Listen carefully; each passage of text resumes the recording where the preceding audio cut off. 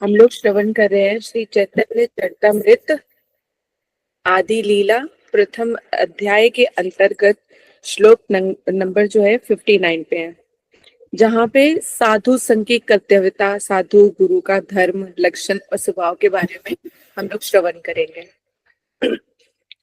तो 59 श्लोक है। ततो दुसंग मृत सज सतसु सचेत बुद्धिमान संत एव सचेतन्ति मनोव्यास संग मुक्ति भी। अभी तक हम लोगों ने चतुर्थ श्लोकी भागवत के अंतर्गत जाना, भगवत तत्व, जीव तत्व, माया तत्व, संबंध, अभिधेय, प्रयोजन, सब कुछ श्रवण किया हमने, है ना। अब जो है हम लोग साधु संघ की क्या कर्तव्यता होती है, साधु गुरु का क्या धर्म होता है और क्या लक्षण होते हैं, क्या स्वभाव होते हैं, उनके बारे में जाने। तो ये वाला जो श्लोक श्रीमद् भागवत में से लिया गया है, इसमें 11वें स्कंद के 26वें अध्याय का 26वां ही श्लोक है। ततो दुसंगत मुतसृज्य सत्सु सचेत बुद्धिमान संत एवस्य चेतन्ति मनोव्यासं मुक्ति भी।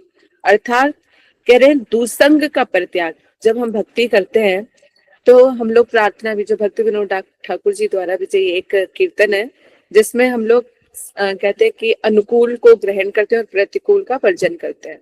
उसमें एक आता है, और उपदेशामृत में भी बताया गया है कि जो है सत्य संग हमें ग्रहण करना चाहिए और जो असत्य संग है उसका त्याग करना चाहिए।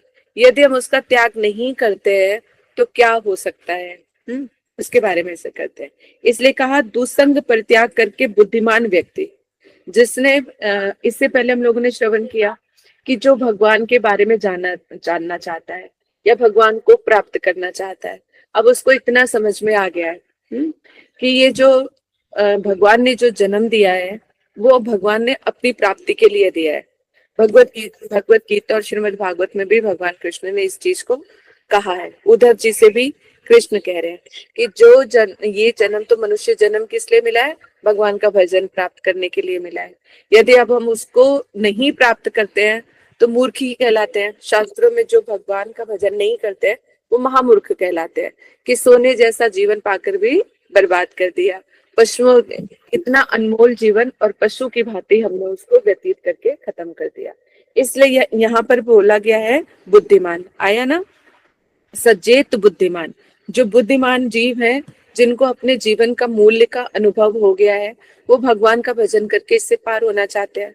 तो जो बुद्धिमान है, जब भगवान का भजन उनको समझ में आ गया कि भगवान कृष्ण का भजन करके इस भवसागर से हम पार हो सकते हैं, तो वो बुद्धिमान लोग क्या करेंगे, कह रहे कि गुरुदेव धारण कर, यानी सतगुरु धारण करके उन जो शिक्षा प्रदान करते उसमें हम चलेंगे।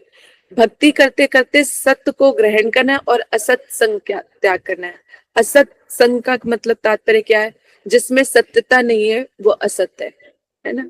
जिसमें भगवान की अनुभूति नहीं है या भगवान का परिवेशन नहीं है तो उसको क्या बोलेंगे, असत्संग बोलेंगे। तो इसलिए यहाँ पर बोला कि जो बुद्धिमान व्यक्ति होते हैं वो सत्संग करेंगे, साधु जन साधु उपदेशों के द्वारा उनके समस्त भक्ति प्रतिकूल वासना बंध को काट देंगे। फिर जो भगवान के रास्ते में निकल गए हैं, जो साधु संग करते हैं, जो अपने गुरुदेव शिक्षा गुरु उन सब से जो उपदेश को श्रवण करते हैं, उन उपदेशों को श्रवण करके जो ग्रहण कर लेते हैं, तो साधु जन क्या करते हैं, जो साधु के जो उपदेश होते हैं ना, इसीलिए यहाँ पे बताया कि साधु जन बड़ा इंपॉर्टेंट वर्ड है कि साधु कौन है।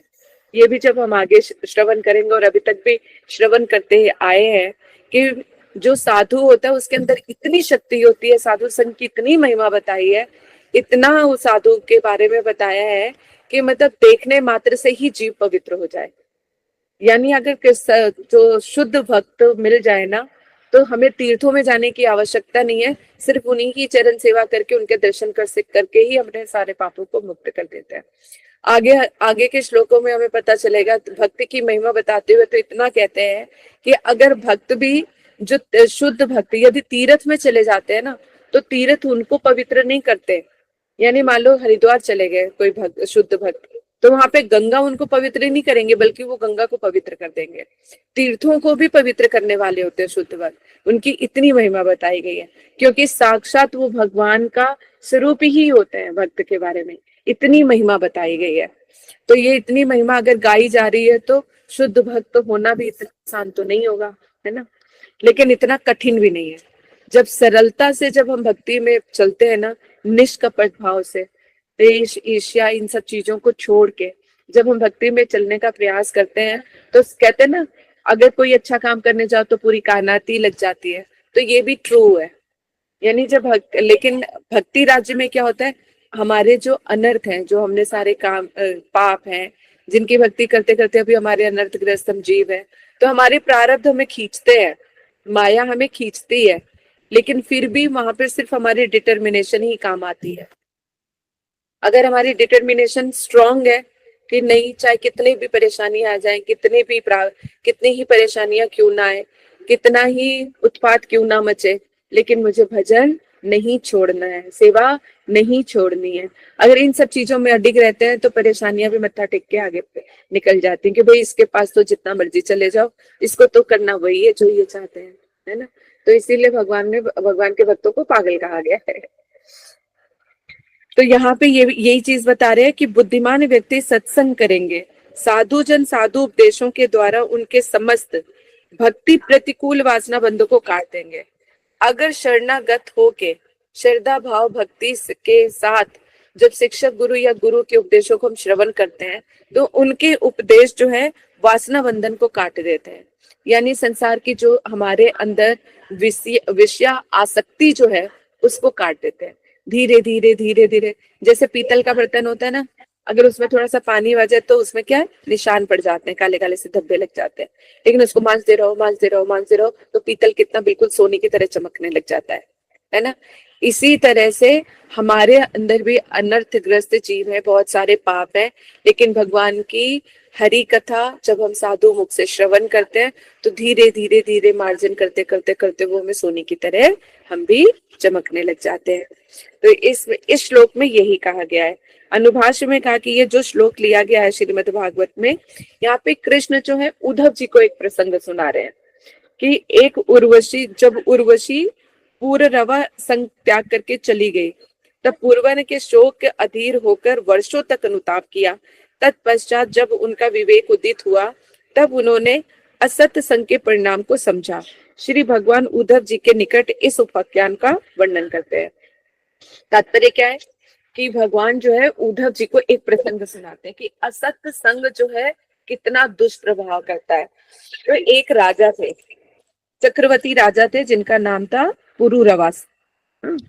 और उनकी कहते कि चक्रवर्ती राजा धर्मज्ञ, उसको किसी चीज की कोई कमी नहीं, विद्वान भी था, उसके पास हर सुख संपदा थी है, इतना फ्लरिश राजा था। लेकिन अब उसकी आसक्ति किससे हो गई, एक अप्सरा आई उर्वशी, और उनके साथ जो है प्रीति बन गई। अप्सराओं का तो काम ही यही होता है, हृदय को चुरा लेना पुरुषों का। तो उर्वशी जो अप्सरा ने जो है राजा का चित्त इस तरह से चुराया कि पूरी तरह से राजा उसी की गिरफ्त में आ गया। उर्वशी जो कहती सो करता, और उर्वशी के साथ रहते रहते, जीवन का आनंद लेते लेते, भोग विलास का आनंद लेते लेते कितना ही समय निकल गया। उर्वशी के साथ इतना निमग्न हो गया भोग विलास में कि उसको ना तो सूर्य उदय का पता चलता, ना संध्या होने का पता चलता। ऐसे करते करते कितने ही दिन बीत गए, वर्षों बीत गए, लेकिन उसको इस चीज का भान ही नहीं रहा। एक दिन अप्सरा जो है फिर उसको छोड़ के जब जाने लगी, तो साक्षात कहते भागवत में लिखा है कि भोग विलास में लिप्त सम्राट जो है नग्न अवस्था में उर्वशी के पीछे भागने लगा कि हे प्रिय, हे निष्ठुरे, मुझे छोड़ के तुम कहाँ जा रही हो, तुम मुझे ऐसे छोड़ के मत जाओ। लेकिन जब कहते फिर भी उर्वशी नहीं रुकी और छोड़ के चली गई, उसके बाद जो है इतना अनुताप करते रहे कि मैं तब जाके कहीं उनको समझ आ रहा था। पहले तो जब तक वो थी तब तक तो उसको छोड़ने के लिए तैयारी नहीं हो रहे थे, है ना। कितने ही वर्ष निकल गए, लेकिन किसी चीज का ना समय का पता चल रहा है, ना राजकाज का पता चल रहा है, कि नहीं, भोग विलास में ही समय निकल गया।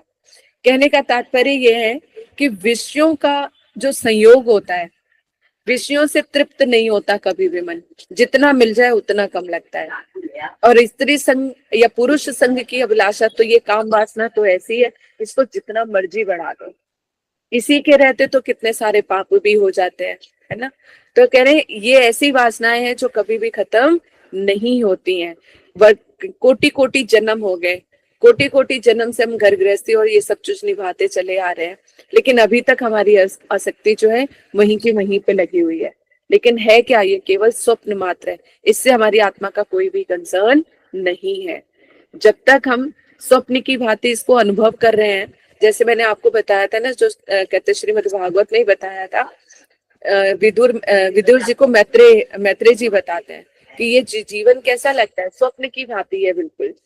माया के जब तक हम संपर्क में हैं, तो जैसे स्वप्न में देखते हैं कि हमारा सिर कट गया, लेकिन असल में नहीं कटा होता है, इसी तरह से आत्मा में कोई विकार नहीं आता, लेकिन जो सूक्ष्म शरीर के जो गुण है, 3 माया के गुण, उनको प्रभावित करते हैं। काम क्रोध लोभ जो है सूक्ष्म शरीर में होता है, तो उसके प्रभाव में आने के वो अपना मैं मान बैठता है। तो जैसे कि हम सपने में अपने आप को देख रहे होते हैं, सारे कष्ट भी एज इट इज आते हैं, गला काट रहे होंगे तो दर्द भी उतना ही होता है, कोई मारे तो चोट भी लगती है, सब कुछ ऐसे ठीक, क्योंकि वो हमारे सामने हो रहा होता है और उस दर्द को भी हम अनुभव कर रहे होते हैं। लेकिन जैसे स्वप्न से उठते हैं तो कहते हैं अरे ये तो सब ऐसे ही था, सपना था, हकीकत से उसका कोई वास्ता नहीं होता, है ना। इसी तरह से हमारी जो देहात्म बुद्धि है, हम अपने आप को ये शरीर मान रहे हैं, आत्मा से इसका कोई कंसर्न नहीं है, तो ये स्वप्न की भांति ही सब कुछ चल रहा है। लेकिन अपना मान लेने के कारण जो है हमें ये दुख का कारण बन जाता है। तो यहाँ पर इसलिए भोग विलास करते करते इसमें जितना मर्जी, कहते हैं ना, खान निंद्रा और भोजन, ये भी जितना मर्जी बढ़ाओ बढ़ती चली जाती है। जितना सोगे तुम 10 के 24 घंटे भी सो सकते हो, है ना। खाना जितना खाने की आदत डालोगे उतना खाना खाते जाओगे, खाते जाओगे, खाते जाओगे।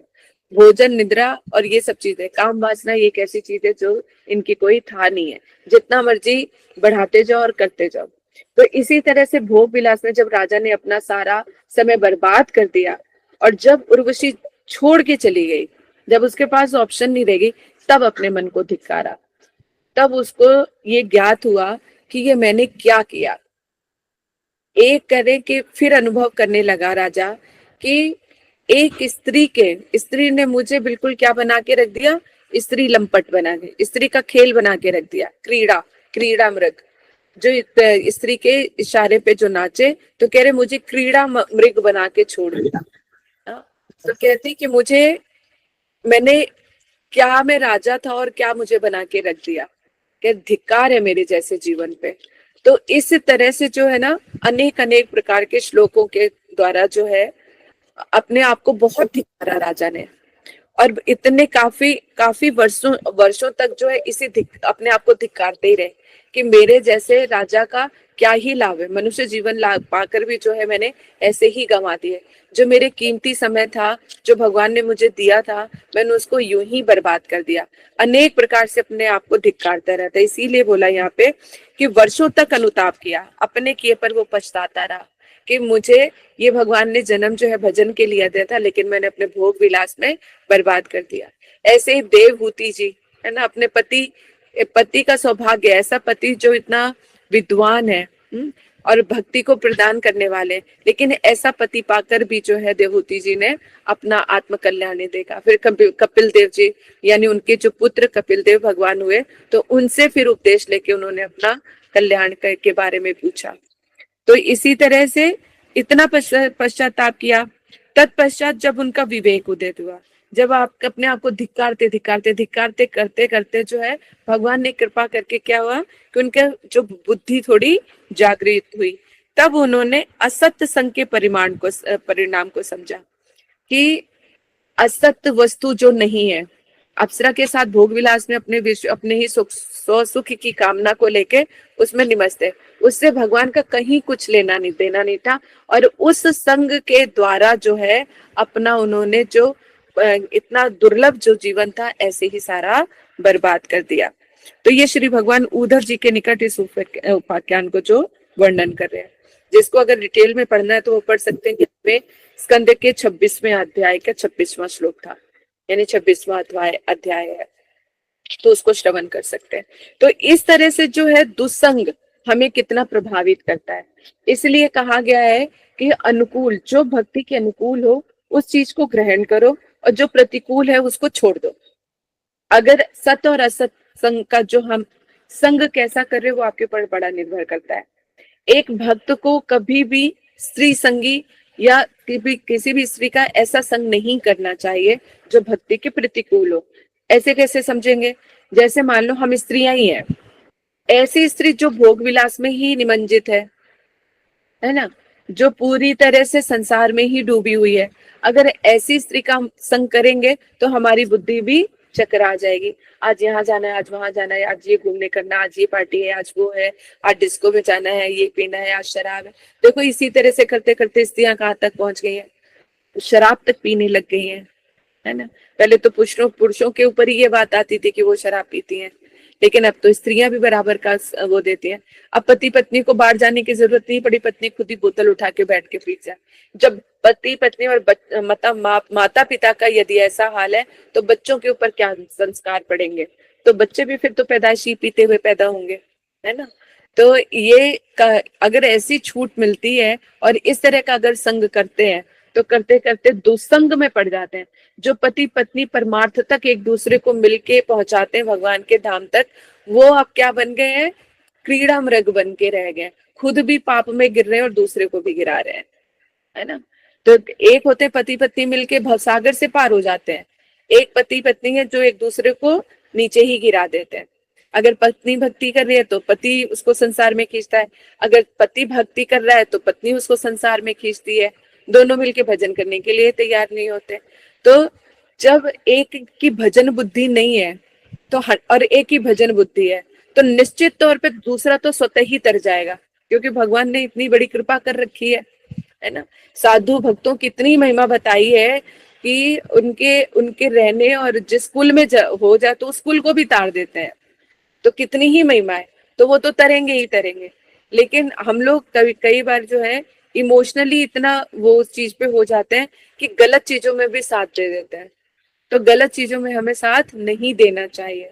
देर आए सवेर आए लेकिन समझ में चीज जरूर आएगी, क्योंकि हमारा जो रास्ता है, जो भक्ति मूलक जो रास्ता है, जो पल इसमें ही बीतेंगे वही हमारे जीवन के सार्थक है।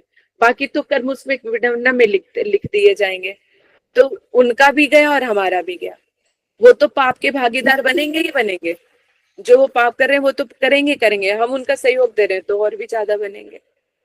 तो कैसे भी करके जो है तभी अपनी भी निष्ठा अगर बनी रहे तो उनकी निष्ठा स्वतः ही अपने आप ही बन जाएगी। नहीं भी बनेगी तो उनका कुछ बिगड़ेगा नहीं, क्योंकि वो तो पार लगी ही जाएंगे, क्योंकि वो तो भक्त के संग में है। तो भगवान तो कहते हैं ना, जैसे हम अपनी बहुत ही प्यारी किसी सखी के घर गए हैं, और मैं अगर अपनी किसी सखी के घर गई हूँ तो वो मुझे बहुत प्यार करती है, तो जो मेरे साथ जाएंगे मतलब, तो उनकी भी उतनी आवभगत, उतना ही प्रेम होता है ना, उसका भी स्वागत सत्कार होता है, तो वो भी ऐसे ही ग्रहण कर लिए जाते हैं। इसी तरह से भगवान अपने भक्त के साथ उनके सारे कुटुंब को भी तार देते हैं। तो इतनी बड़ी महिमा बताई है भक्त की, इसलिए हमारी वजह से उनको कभी मतलब एट प्रेजेंट में उनको लग सकता है कि कष्ट है कि कैसे परिवार में कैसे क्या कर रहे हैं क्या नहीं, लेकिन अंत भला तो सब भला, तो अंत में तो उनका है ही भला, इसमें कोई भी वो नहीं है। अगर संशय तब आना चाहिए जब खुद की भक्ति स्ट्रांग नहीं है या भगवान पे भरोसा नहीं है ना, तब संशय हो सकता है। लेकिन अगर अपने भगवान पे भरोसा है, हरि गुरु वैष्णव पे भरोसा है, तो फिर इसमें संशय वाली कोई बात आती ही नहीं है। ठीक है। अब यहाँ पे महाप्रभु ने दुसंग अर्थ का क्या बताया है? दुसंग का अर्थ है दुसंग कहिए कैतव आत्मवंचना, कृष्ण कृष्ण भक्ति बिना अनन्य कामना, अर्थात छल युक्त आत्मवंचक दुसंग है। अगर हम आप भक्ति का अगर हम सिर्फ आवरण ही करते हैं तो क्या अपने आप को ही छलना हो गया? अगर दिखावा कर रहे हैं तो केवल अपने आप ही छलना है। और चैतन्य चरितामृत में जो महाप्रभु ने बताया है, दुसंग का मतलब होता है श्री कृष्ण कामना और श्री कृष्ण भक्ति कामना के अतिरिक्त जितनी भी कामनाएं हैं वो सारा दुसंग कहलाती है। अब सोच लो महाप्रभु क्या कह रहे हैं। महाप्रभु दुसंग की परिभाषा देते हुए कहते हैं कि जो श्री कृष्ण कामना और श्री कृष्ण का भक्ति की कामना, यानी कृष्ण भक्ति और कृष्ण के अलावा और कोई भी कामना है तो वो सारा दुसंग कहलाती है, क्योंकि उसमें सत्वस्तु का कोई प्रवेश नहीं है। तो जीव का एकमात्र कार्य क्या रह जाता है? केवल भगवान की भक्ति का रह जाता है। बहुत सुंदर श्रीमद् भागवत में जो अभी प्रसंग चल रहा है, उसमें बताया कि जैसे एक जीव है, उसको संशय कब होता है? उसको डाउट तब आता है जब उसकी प्रीति अलग होती है। जब तक उसके देहात्म बुद्धि है तो उसके कितने ही प्रिय हैं। आत्मा अपने आप को भूल गई है, शरीर को ही मैं मान के बैठ गई, सूक्ष्म शरीर, क्योंकि माया का प्रभाव आ गया ना। तो आत्मा तो शुद्ध है, उसके अंदर कोई दोष नहीं है और ना उसके अंदर कोई विकार आ सकता है। तो आत्मा है, लेकिन उसको कवर किसने कर लिया? माया ने। अपने आप में वो शुद्ध होते हुए भी माया के गुणों के, यानी सूक्ष्म शरीर के क्योंकि आत्मा तो दो पिंजरे में बंद है ना, एक स्थूल शरीर और एक सूक्ष्म शरीर के अंदर है। और ये काम क्रोध लोभ मोह जो किसका है? वो सूक्ष्म शरीर के हैं। तो जब वो सूक्ष्म और माया का प्रभाव जो पड़ता है तो उसके जो माया के प्रभाव के कारण जो है वो उसको ही समझने लगती है ये मैं हूं। इसका एक उदाहरण देते हुए बताते हैं। जैसे एक कबूतर एक पिंजरे में बंद है, ठीक है, तो कबूतर देख रहा है कि अन्य कबूतर जो है उड़ रहे हैं, यानी उड़ना उनकी गति है ना, वो उड़ सकते हैं, लेकिन उस पिंजरे को ही वो समझ लेते हैं कि यही मेरा जीवन है। तो वो चाहकर भी नहीं, वो उड़ना ही नहीं चाहते। तो वो कबूतर ने समझा हुआ है कि मैं पिंजरे में, ये पिंजरा ही मेरा वो है। वो चाहे तो उड़ सकता है पर नहीं मानता, वो कहता है यही मेरा घर है। तो वो उसी को वो खुद ही मान के बैठा हुआ है।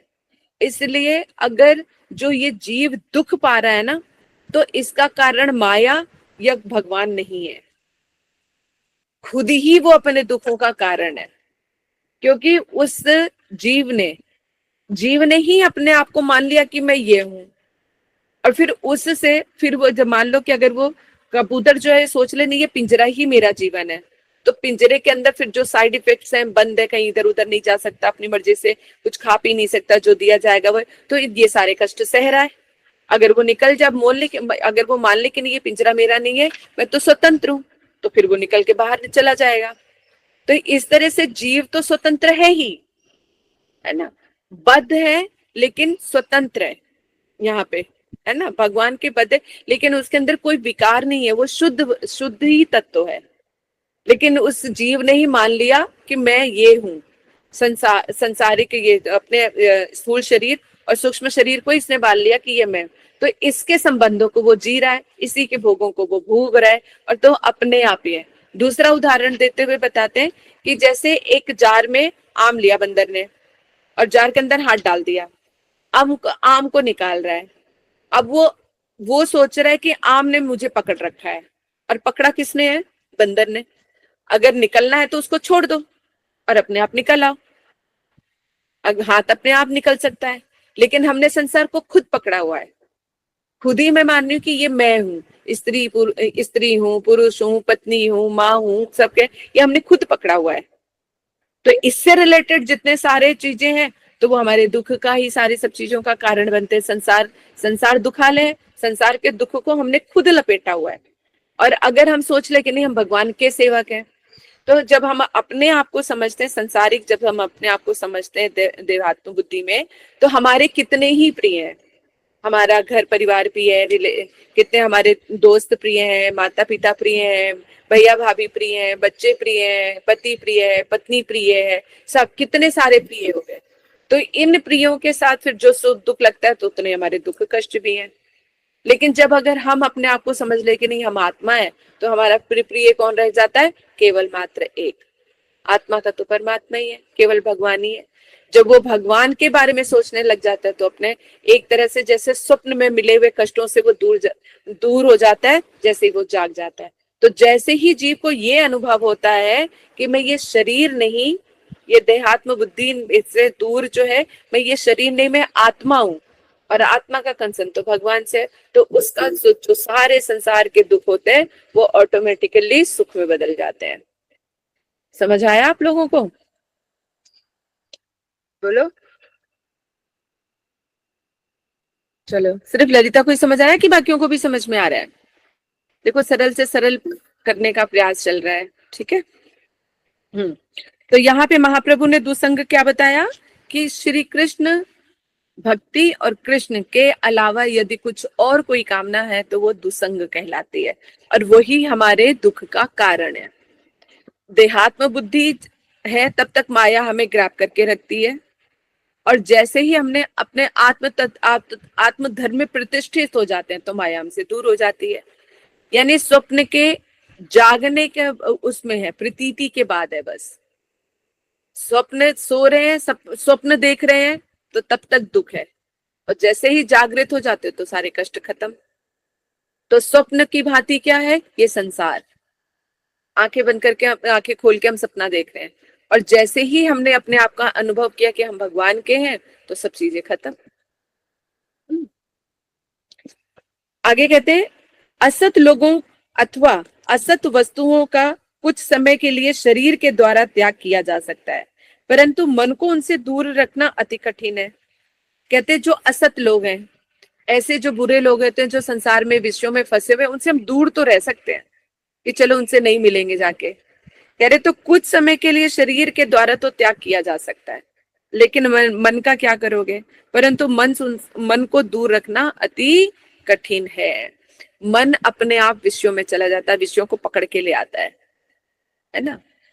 टीवी हो गया, कहीं कुछ और हो गया, फोन हो गया, तो मन को लोगों से, शरीर से तो दूर कर लिया, अकेले कमरे में जाके बैठ गए, लेकिन बाकी मन ने कभी यहाँ से मन लगा लिया, उधर लगा लिया, इससे बातचीत कर ली, उससे उससे कर ली, तो वो उनसे दूर नहीं रह पाता।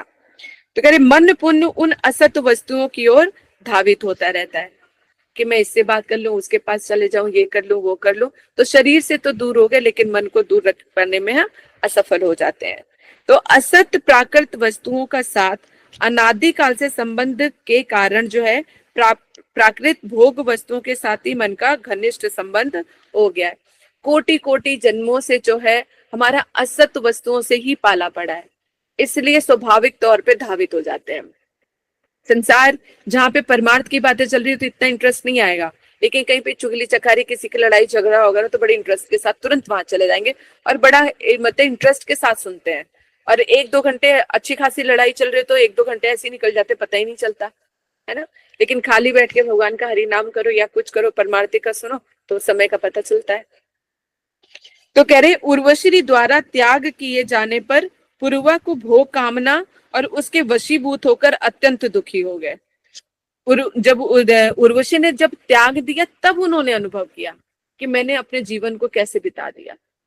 जैसे सारा दिन सारा जीवन हम भोग विलास में बिता देते हैं, जब मृत्यु का दिन समीप आने वाला होता है ना, जब भगवान हमें लेने के लिए तैयारी कर रहे होते हैं और हमें ये आभास हो जाता है कि अब हम जाने वाले हैं, तब सोचते हैं हाय मैंने ये सारा जीवन क्या कर दिया, अपना सारा जीवन मैंने ऐसे ही निकाल दिया, काश मैं भगवान का भजन ही कर लेता। लेकिन ये बुद्धि भी तभी आएगी उनके अंदर जब इस तरह का उनके अंदर कोई भक्ति मूलक संस्कार भी होगा। अगर संस्कार ही नहीं है भक्ति मूलक तो फिर क्या ही उस चीज को वो अनुभव करेंगे, फिर तो उनको फिर भी संसार में ही डूबे रहेंगे। इसने मुझे दिख दिया, उसने ये कहा, उसने वो किया, इसी चक्कर में ही हमारी पूरी जिंदगी निकल जाती है, भगवत भजन की तरफ हमारा आकर्षण नहीं होता है। कह रहे विवेक जागृत होने पर, लेकिन राजा के जब वो चली गई, छोड़ के उर्वशी चली गई, तो बड़ा अनुताप किया कि हाय मैंने ये क्या किया, अपना सारा जीवन मैंने ऐसे ही निकाल दिया। तो विवेक जागृत होने पर उस भोग धर्म को त्याग दिया, जैसे उनका मंगल हुआ था, है ना। बहुत ज्यादा अनुताप करते करते करते जो है, इसी तरह से भजन करते करते भी हमारे अंदर भी चेंजेस आते हैं। तो कह रहे फिर उनका मंगल हुआ। उसी प्रकार सभी बुद्धिमान व्यक्ति ही नित्य मंगलप्रद उपदेश देने वाले साधु व्यक्तियों के संग के प्रभाव से चिरकाल के संस्कारों के द्वारा पुष्ट मनोधर्म रूप भोग पिपासा को उन साधु वाक्यों के प्रभाव से काटने में समर्थ होते हैं। इसलिए कहा कि ये जो बताया ना क्या कि भोग धर्म को सत्संग, सत्संग की कितनी महिमा बताइए। कल भी हम लोग ये कर रहे थे ना कि हम लोग लगातार एक हफ्ते तक, मतलब 5 डेज के एटलीस्ट हम डेली सत्संग कर रहे हैं। तो ये डेली की जो डोज जा रही है, तो हमारी ग्रंथ भागवत हम पर कृपा कर रहे हैं, हरि गुरु वैष्णव कृपा कर रहे हैं, उनकी वाणी को श्रवण कर रहे हैं। तो डेली जो ये सत्य का संग हम ले रहे हैं, तो हम बचे हुए हैं। नहीं तो हमारी बुद्धि कितनी जल्दी परिवर्तित हो जाए और कहाँ हम लग जाएंगे उसका भी ज्ञान नहीं रहेगा। तो कह रहे हैं कि इस तरह से सभी बुद्धिमान व्यक्ति ही नित्य मंगल पर, नित्य आया ना, ये नहीं कि छोड़ देना होता है, नित्य निरंतर मंगलप्रद उपदेश देने वाले साधु व्यक्तियों के संग। तो ये जो सत्संग हम जो ग्रंथ भागवत जैसे श्री चैतन्य चरितामृत कर रहे हैं, तो हम लोग कबीराज कृष्ण दास गोस्वामी महाराज जी का संग कर रहे हैं, उन्होंने ये लिखा है। चैतन्य महाप्रभु का कहते हैं कि उनकी वाणी कहा जाता है, और जो श्रीमद् भागवत के श्लोक आ जाते हैं, तो हम श्री वेद व्यास जी का संग कर रहे हैं। तो हरि गुरु वैष्णव से जो हम की कृपा से जो ये सत्संग का हम लोग लाभ हो रहे हैं, इसीलिए हम बचे हुए। धीरे धीरे ये संस्कार क्या करेंगे, हमारे जो मनोधर्म है, अभी तक हम अपने मन के अनुसार चलते थे, मन ने जो हो वो किया, मन ने कहा ये भगवान है तो मान लिया, मन ने कहा इधर चलो तो चले गए। जो मन के अकॉर्डिंगली करते थे, जो मन चाहेगी सेवा वही करेंगे। हम क्या चाहते हैं वो ज्यादा इंपॉर्टेंट हो जाता है। लेकिन जब भक्ति में आते हैं तो हरि गुरु वैष्णव या भगवान क्या चाहते हैं वो ज्यादा इंपॉर्टेंट होता है। वो किस तरह की सेवा चाहते हैं वो इंपॉर्टेंट होता है, ना कि हम कैसे करना चाहते हैं या हम क्या कर पाएंगे। तो वो मनोधर्म में आता है, वो सेवा में नहीं आता। यहीं पर ये बता रहे हैं कि जो हमारा कहते चिरकाल से कहते हैं अनर्थ, तो हमारा मनोधर्म जब ना मन बड़ा स्ट्रांग हो गया। जो मन कहता है उसी के अनुसार ही चलते हैं। मन कहता है ये ठीक तो ये ठीक, चाहे दूसरा कह कह के मर जाए। इसका उदाहरण देते हुए परमेश्वरी प्रभु जी कह रहे थे, जैसे एक पिता को बताना पड़ता है कि बेटे कहते मैं ही तेरा पिता हूं। तो कितनी शर्मनाक बात है कि एक पिता को बार बार अपने बेटे से ये कहना पड़े कि मैं तुम्हारा पिता हूं। तो इसमें किसकी बुराई नजर आ रही है, बेटे की। कि बेटे की इतनी निर्लज्जता है कि पिता को बार बार बताना पड़ रहा है कि मैं तेरा पिता हूं। इसी तरह से जो कृष्ण है भगवत गीता में, श्रीमद् भागवत में कह के थक गए कि मैं ही सब कुछ हूं, मेरे पास ही आने से तुम्हारा कल्याण होगा, तुम मुझसे ही पार पाओगे, पूरी दुनिया में मेरे अलावा कोई नहीं था। लेकिन फिर भी उनको, कृष्ण को छोड़कर पूरी दुनिया को पाने में हम लगे हुए हैं।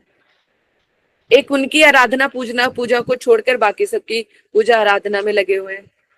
तो जैसे एक बाप को कहना पड़े ना, तो इसमें कितनी शर्मिंदगी की बात है। इसी तरह से भगवान भी श्रीमद् भागवत में सर्वभर्वत्र धर्मान परित्यज्य मामेकम शरणं व्रज, उनको कहना पड़ रहा है कि अरे सारे धर्म को छोड़कर तुम मेरे पास आ जाओ, मैं तुम्हारी देखभाल करूंगा, मैं तुम्हारे सारे पापों को नष्ट कर दूंगा। फिर भी हम नहीं सुन रहे। फिर भी हमारी धृष्टता है ये हमारी, कि भगवान के वचनों को सुनकर भी अनसुना कर रहे हैं। इससे ज्यादा कहते हैं अकृतज्ञ और क्या होंगे हम।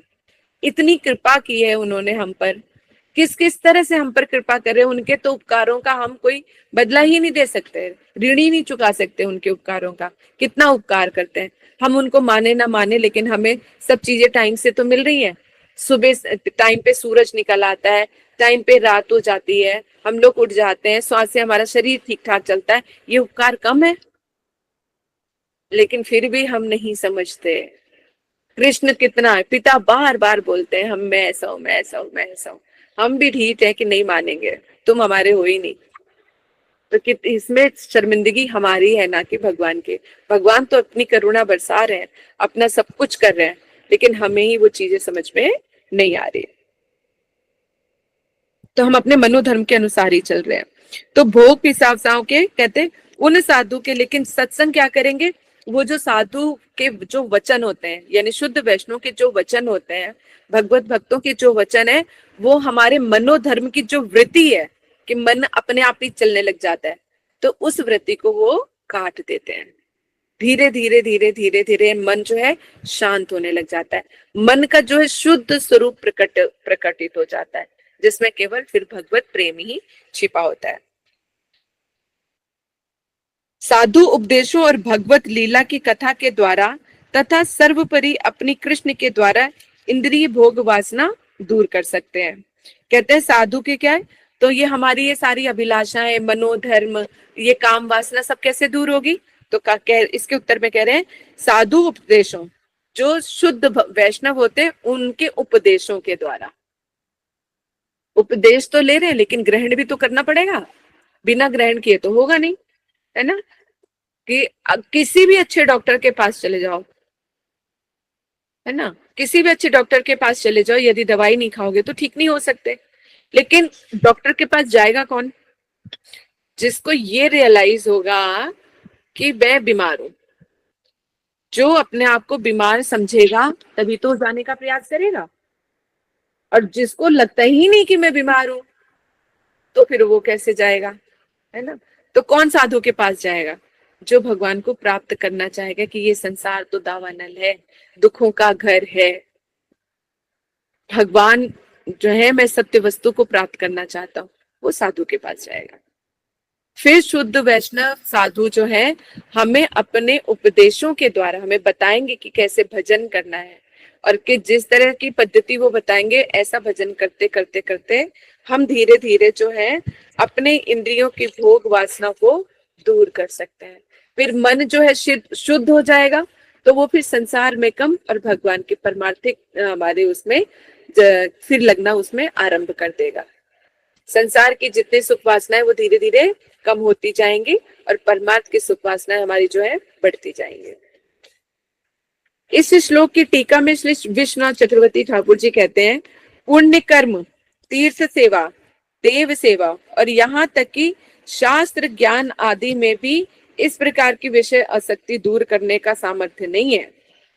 कहते हैं, कई लोग कहते हैं ना, अरे हम भक्ति नहीं करते तो क्या है, मैं लेकिन मतलब दूसरों का दुख नहीं देख सकते, मैं तो दान पुण्य कर लेता हूँ, खाना खिला देता हूँ, हॉस्पिटल बनवा दिए, प्याऊ लगवा दिए, मैं ये सब कर लेता हूँ। तो ये क्या है? सारे पुण्य कर्म है। और देखो ये बता रहे हैं, और इसी श्लोक की टीका में बताया ये भी दुसंग, क्योंकि जिसमें भगवान का आविर्भाव नहीं है तो वो दुसंग है।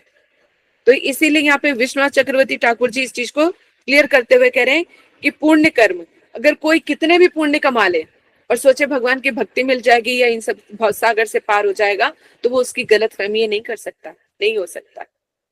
क्योंकि उसने प्याऊ क्यों लगवाया?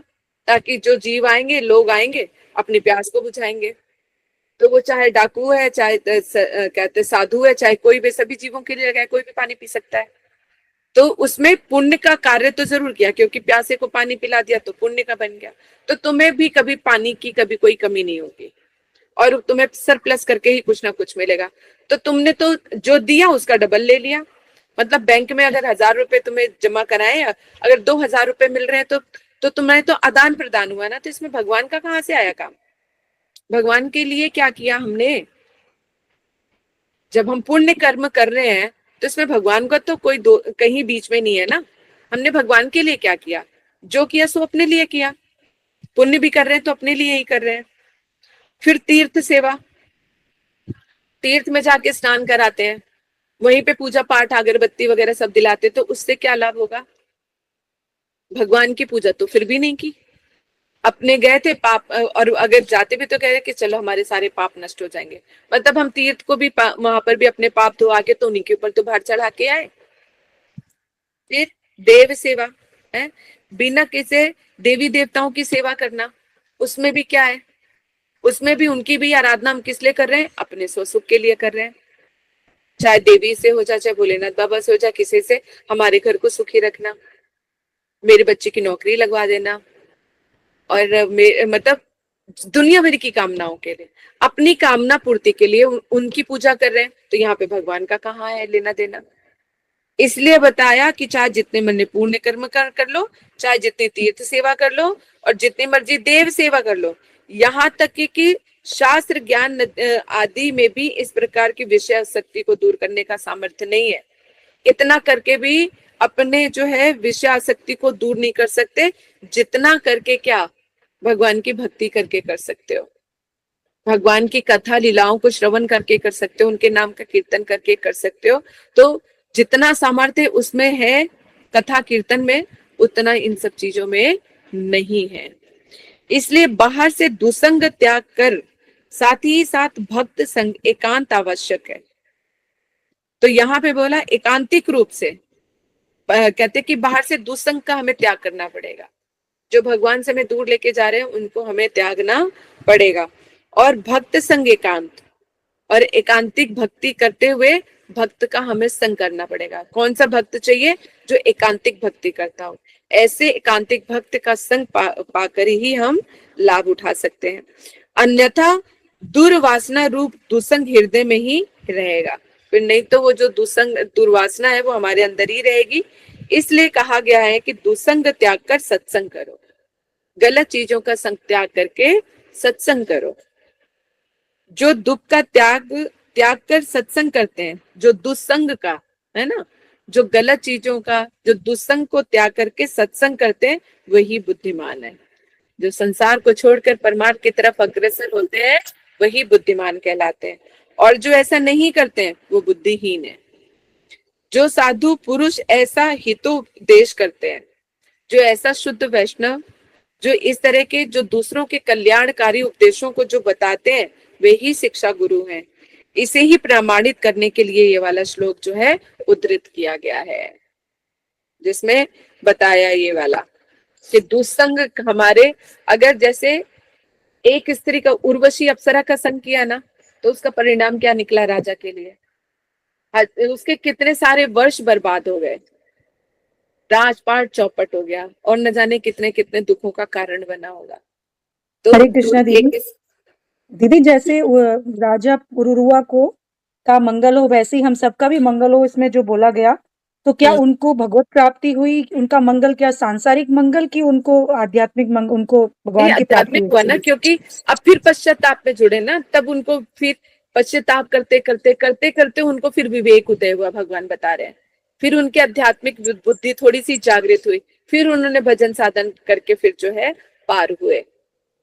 तो इसीलिए हमारे लिए जो भक्ति में जुड़े हुए, अब हमें पता है कि लक्ष्य क्या है ना, जान तो गए हैं, मानने में अभी टाइम लग रहा है, विश्व पैर जमाने में हमें।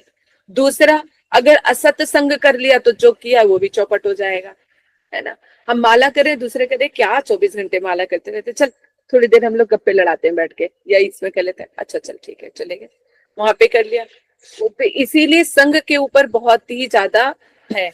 अगर कोई दूसरा है कि अगर कोई भक्ति पूर्वक कोई करने वाला है, तो उसके संग पे बैठ जाएंगे, जितनी देर बैठोगे भगवान की ही चर्चा होगी, है ना। तो अपन, क्योंकि मन जो है बहुत जल्दी जो है संसारिक बातों में आ जाता है, मनोधर्म के ऊपर है ना, मन के ऊपर, मन टिकता नहीं है अभी परमार्थिक में, क्योंकि हमारे कोटि कोटि जन्म से संबंध ही इनसे रहा है, तो बड़ी जल्दी भाग जाता है। कहीं घूमने जाना, इधर करना जाना हो, ये तो मैं बहुत ही नॉर्मल चीजें बता रही हूँ। तो लेकिन जो भगवान से हमें दूर करे, तभी तो हमारी मति इसमें लगी होती है। कई होते हैं जो सारा दिन ही लगे रहते हैं इसमें, कभी कथा कीर्तन पढ़ते रहते हैं, ये भी करते रहते हैं, वो भी करते हैं, कैसे कैसे कर लेते हैं पता नहीं, और उनका समय भी निकल आता है, कर भी लेते हैं। कई लोग सारा दिन ऐसे ही सारा अपना गंवा देते हैं, है ना। तो वो डिपेंड करता है। तो दुसंग बिना त्याग किए हुए भक्ति का लाभ हमें नहीं प्राप्त हो सकता, ये बताओ। तो असत संग अगर हम करेंगे तो हमारी भक्ति डूबेगी ही डूबेगी, हम भी उन्हीं की तरह बन जाएंगे। इसलिए हमें दुसंग नहीं करना है।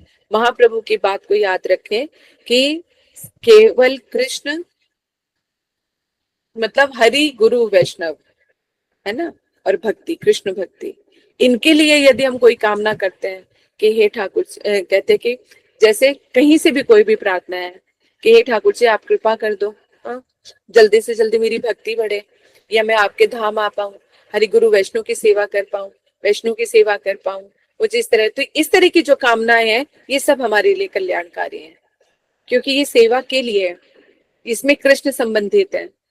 अगर हमें बिल्कुल भी धन नहीं है तो कहेंगे ठाकुर जी इतना धन दे दो ताकि मैं आपकी अच्छे से सेवा कर पाऊं, तो ये भी सेवा में हो जाएगा। लेकिन भगवान की आड़ में अपना सुख नहीं। इसका उदाहरण देते हुए कह रहे हैं कि हमने दिया जलाया भगवान के लिए, आरती करने के लिए, यदि उसकी रोशनी तुमने अपने लिए भी सोची है तो वो भी अपराध है। यानी जो दिया भगवान के लिए जलाया है उससे मुझे कमरे में रोशनी मिल जाएगी, अगर ये भाव आ गया तो वो भी कहते चला गया तुम्हारा, उसमें भी तुम्हारे अंदर की ये कामना नहीं होनी। ज्योति तो स्वतः ही प्रकाश दे रही है, तो वहां पे ये सोचने की जरूरत नहीं होती। लेकिन अपनी स्वसुख की कामना पहले आ जाती है ना, तो ये विचार आ जाता है। लाइट चली जाए तो सो जाते, दिया चलो भगवान का दिया भी जल गया और ये भी हो गया। जैसे क्या होता है, हम धाम जाते हैं, धाम जाते हैं तो क्या कहते हैं, अरे चलो ना वृंदावन ही चले जाते हैं, कम से कम धाम भी हो जाएगा और हमारी थोड़ा सा घर से छुटकारा मिल जाएगा, थोड़ा आराम से घूम फिर के आएंगे। तो क्या हो गया फिर, तो इससे हमें धाम का पूरा लाभ मिलेगा क्या? तो भगवान के लिए नहीं, हम अफरा तफरी के लिए गए हैं कि धाम का धाम और आराम का आराम, फ्री है, इस तरह से विचार जो आ जाता है। हालांकि जो भक्त लोग जाते हैं तो परिक्रमा कितनी टफ होती है ये हम जो करते हैं वो जानते हैं। सुबह 2-2:30 बजे उठना, फिर नंगे पैर चलना, धूप में इतना करना, प्यासे रहना, जब कभी किसी को खाना भी पचता है नहीं पचता है, शाम को फिर 4 बजे कथा है, फिर उसके बाद 8 बजे तक कथा सुनते रहो, 3-4 घंटे पलथी पालथी मार के बैठे रहना, कुर्सी में बैठे रहना, कितना मुश्किल होता है। और एक दिन नहीं, डेली डेली का रूटीन यही होता है। रात को थक हार के बिस्तर पे सो गए, फिर 2-3 बजे उठ रहे हैं, तो ये तपस्या हो जाती है। लेकिन कई ऐसे भी जाते हैं जो आराम से, चलोगे ठीक है हो जाए 7 दिन थोड़ा घर से दूर, थोड़ी मौज मस्ती रहती है और आराम से जाके हम अपना धाम का धाम हो जाएगा और हम थोड़ा सा वो भी कर लेंगे, फ्री हो जाएंगे, या थोड़ा सा आनंद आएगा, घूमने फिरने में मजा आएगा, ये सोच के आ जाते हैं। तो इसमें धाम का फल पूरा नहीं, यही इसी चीज को यहाँ पे बोला है कि भगवान की भक्ति के अलावा अन्य कोई काम ना लेकर अगर हम धाम जाते हैं तो हमारा मोटिव क्या होना चाहिए कि हमें भक्ति बढ़े, तो वहां के फिर हर एक पल को जो है हम लोग वो कर पाएंगे, इसका लाभ उठा पाएंगे। बृहद भागवतम में जैसे गोप कुमार, अभी हम जो श्रवण कर रहे हैं आगे जाके और श्रवण करेंगे, तो गोप कुमार जैसे कहते जगन्नाथ धाम की जगन्नाथपुरी धाम की जो है महिमा को श्रवण करते हैं, तो वो वहां पर जाते ही जैसे ही वहां पे पहुंचे हैं तो धाम वासियों को प्रणाम कर रहे हैं, धाम को प्रणाम किया और धाम वासियों को प्रणाम किया कि क्या सौभाग्य है जो वो यहाँ पे रह रहे हैं। और जगन्नाथपुरी के धाम की इतनी महिमा बताई है कि वहां पर जो पहुंच जाता है ना, तो सब देवी देवता तक भी है, वहां के जो भक्त रह रहे होते हैं या जो जाते हैं उनको चतुर्भुज यानी भगवान के ही स्वरूप मान के उनका उतना आदर सत्कार करते हैं, उनको मानते हैं और कहते हैं जो एक बार हुआ तो उसका दोबारा जन्म नहीं होता। उनका महात्मा के बारे में इतना बताया गया है। तो कितनी दुर्लभ वस्तु है, हमें गुरुवर्ग एक बार नहीं 2 बार नहीं कितनी बार निमंत्रण देते रहते, आओ आओ आओ आओ, है ना। तो ये अगर ये सब नहीं मिलता, साधु संग नहीं मिलता, तो फिर हम क्या ही करते, है ना। तो आज हम यहीं पर ही रहने दें। अब आगे की कथा जो है ना, साधु संग में हरि कथा श्रवण का फल जो होता है वो करेंगे। वांछा कल्पतरुश्च कृपा सिंधु एव च पतितानां पावनेभ्यो वैष्णवेभ्यो नमो नमः। अब 10 मिनट में जो किसी का कोई प्रश्न है तो पूछ सकते हो। ललिता, हाँ बोलो। दंडवत प्रणाम दीदी। दीदी ये बृहद भागवतम में भागवतम से बृहद भागवतम मतलब क्या डिफरेंस दोनों में है? मैंने पढ़ा नहीं कभी बृहद भागवतम। नहीं, बृहद भागवतम बताया था ना कि जैसे सारे शास्त्रों का सार क्या है, श्रीमद् भागवत का, जो सुखदेव गोस्वामी जी ने परीक्षित महाराज जी को सुनाई। ठीक है, जब फिर जी। परीक्षित महाराज जी अपने घर गए थे सांप डसने से पहले, सर्प उनको डसे उससे पहले वो अपने घर गए थे। घर गए तो जो उनकी माता उत्तरा थी, तो उन्होंने वो पूछा कि बेटा तुम्हें सुखदेव गोस्वामी जी ने क्या सुनाया, श्रीमद् भागवत का भी कुछ जो सरल शब्दों में उसका सार सुना सको तो बता दो, क्योंकि समय भी कम था। तो इसलिए जो परीक्षित महाराज और उत्तरा के बीच का जो संवाद है, यानी वो श्रीमद् भागवत का भी सार है, जिसको सनातन गोस्वामी जी ने बृहद भागवतम के रूप में प्रकाशित किया है। ओके दीदी, थैंक यू दीदी, यही जानना था। ठीक है, क्लियर हो गया। और किसी का कोई प्रश्न? हरे कृष्ण दीदी। तो फिर बृहद भागवतम में सिर्फ उत्तरा जी और परीक्षित महाराज जी का ही प्रश्नोत्तर है पूरे? जो परीक्षित महाराज जी ने सुनाया वही वही उत्तरा जी को जो बताया है, भागवत कथा का जो सार वही वर्णन हुआ है।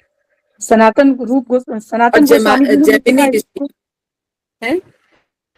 सनातन गोस्वामी द्वारा लिखा गया है। सनातन गोस्वामी जी, हाँ, लिखा जो है सनातन गोस्वामी जी ने लिखा है, उनकी टीकाएं भी उन्हीं के द्वारा लिखी गई हैं।